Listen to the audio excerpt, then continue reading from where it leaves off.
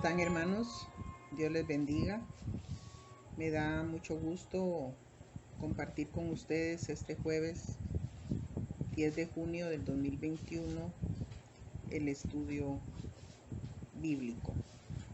La pandemia ha durado más de un año y por esa razón todavía no es posible acercarnos al templo para nuestros estudios bíblicos, pero gracias a Dios por este medio podemos aprovechar la enseñanza. Por unos 2 o 3 jueves vamos a compartir el tema de la oración. La lección número 1 es la oración en el Antiguo Testamento. Y el texto o los textos básicos va a ser Salmos 3 del 1 al 8, Génesis 4:26 y Génesis 18 del 16 al 33. Tanto la imagen que tenemos aquí como en la música suave y quieta que escuchamos en la introducción nos dan la idea de un concepto acerca de la oración, ¿verdad? El momento de la oración es un momento especial de quietud y de íntima comunión con Dios. Vamos a memorizar un versículo que dice: Mas tú, Jehová, eres escudo alrededor de mí, mi gloria y el que levanta mi cabeza. Salmos 3:3. El propósito de esta lección es analizar algunos principios bíblicos para la oración, establecer las características de la oración en el Antiguo Testamento y afirmar el concepto de la oración como una forma de vida de cada cristiano. La oración debe ser parte de nuestra vida, de una vida cercana al Señor. Aprendemos en casa los rudimentos de la oración, es decir, nuestros padres nos enseñan aquello sencillo de decir gracias por la comida, gracias por el día antes de acostarnos o en la mañana. La iglesia también se esfuerza, mis hermanos, en enseñarnos a orar. Pero hay una realidad muy evidente y es que no todos aprendemos a orar en el sentido bíblico correcto. Orar no solo es pedir o quejarnos o confesar, etc. Orar es, según el diccionario, ponernos mental y anímicamente ante la presencia de Dios para dar gracias o pedir algún favor. Eso dice el diccionario. Y según nuestra doctrina, pues orar es uno de los medios de gracia por medio del cual mantenemos la comunión con nuestro Dios y Creador. La oración puede ser personal y comunitaria o congregacional. La Biblia es nuestro manual de oración. Ahí podemos encontrar el modelo de oración que agrada al Señor. Y en esta lección queremos encontrar algunas ideas de cómo era la oración de aquel pueblo en el Antiguo Testamento, del pueblo de Dios en el Antiguo Testamento. En Génesis 4:26 se registra cuando por primera vez se invocó a Dios. En ese versículo dice: y entonces los hombres comenzaron a invocar a Dios. Podríamos tomar este versículo como el punto de partida de la oración en la Biblia. Después de esto, en todo el Antiguo Testamento vemos un desarrollo de la oración que va de Génesis a Malaquías, donde el pueblo de Israel hablaba con Dios con enorme reverencia y respeto. Lo consideraban un juez y no un padre. Aunque hay muchos textos en donde el Señor se expresa como padre de ese pueblo, pero ellos tenían un temor reverente a Dios como juez, y un juez severo. Ya en el Nuevo Testamento vamos a ver un cambio grande a partir del Sermón del Monte, donde Jesús incluye el tema de la oración. Y así podemos ver muchos textos hasta llegar a ver cómo la oración es parte del culto cristiano. Volviendo al Antiguo Testamento, podemos ver que Adán y Eva mantenían una relación estrecha con Dios, una relación de mucha confianza. Hablaban con Él cada día y aún después del pecado, de la caída, como se dice, siguen dialogando con Dios. Dios mantiene su amistad porque Él es el amigo fiel, cercano. En esta lección queremos entonces afirmar, ¿verdad? Que así, con esa cercanía que había allá en el paraíso, en el jardín del Edén, Adán y Eva se hablaban con Dios. Y esa es la primera imagen de esa comunicación con Dios que podemos ver. Pero más adelante, realmente nos hacen falta jueves, mis hermanos, si quisiéramos analizar cada una de las oraciones que especialmente se registraron en el Antiguo Testamento de grandes hombres que oraron por el pueblo y por ellos mismos. Los patriarcas y la intercesión. De esa oración personal e íntima que vemos al principio del libro de Génesis, pasamos a las oraciones de los patriarcas y profetas del pueblo. Como les decía, parece que ahí se inicia la figura de un intermediario entre Dios y su pueblo. Allá en el paraíso, en el Edén, no había intermediario, era Adán y Eva y Dios hablándoles y escuchándoles. Pero más adelante vamos a ver que hay esa figura del patriarca, del profeta, que es como un intermediario entre Dios y su pueblo. Y aunque aún se van a leer muchas oraciones personales, como yo les decía, ¿verdad? Sin embargo, ya el sacerdote o el sumo sacerdote es el que se dirige a Dios en nombre del pueblo. Los salmos incluyen muchas oraciones personales y a nombre del pueblo también. Pero vamos a analizar la oración de Abraham en Génesis capítulo 18, versículos del 16 al 33. Es ese relato en el que nosotros vemos cómo Abraham se le dice que va a ser destruida las ciudades de Sodoma y Gomorra por su maldad extrema. Y cuando él se pone en posición de interceder por ese pueblo, que es, como les decía, un modelo de oración intercesora, esta oración de Abraham tiene ciertas particularidades y nos pueden servir a nosotros para nuestras propias oraciones que hacemos al Señor. Primero, es una oración intercesora, repito, porque Abraham no ora por sí mismo, no pide por sí mismo, sino por otros, por los que están en Sodoma y Gomorra. Luego, es una oración persistente.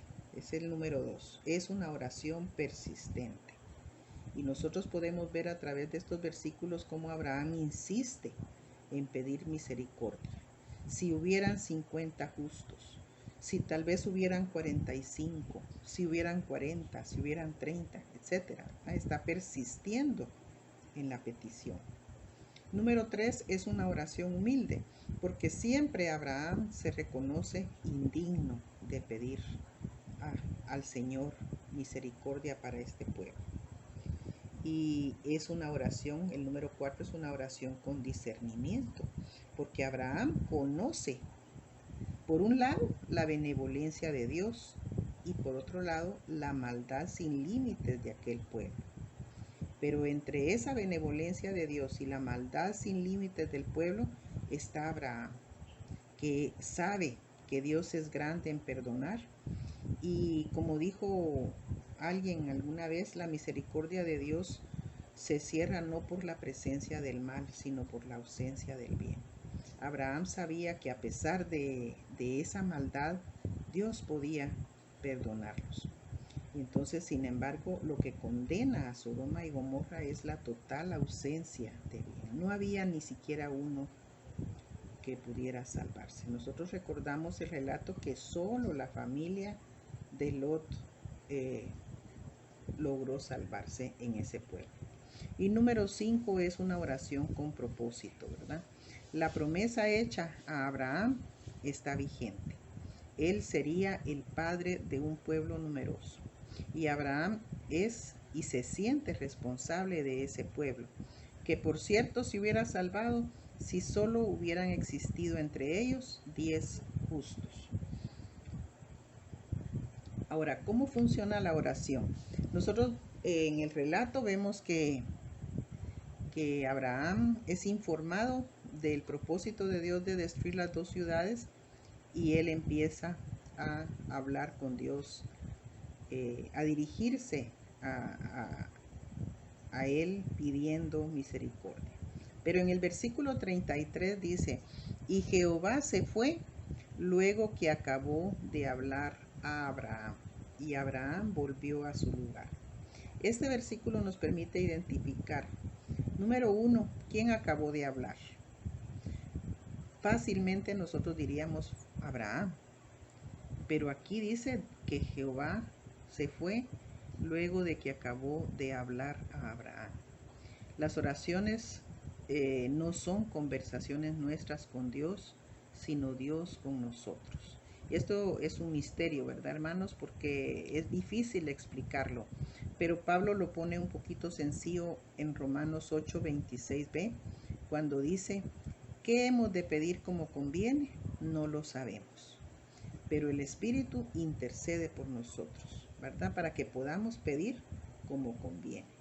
Y entonces prácticamente es Dios hablándonos a nosotros, aunque muchas veces nosotros describimos la oración como nosotros acercándonos a Dios para hablarle.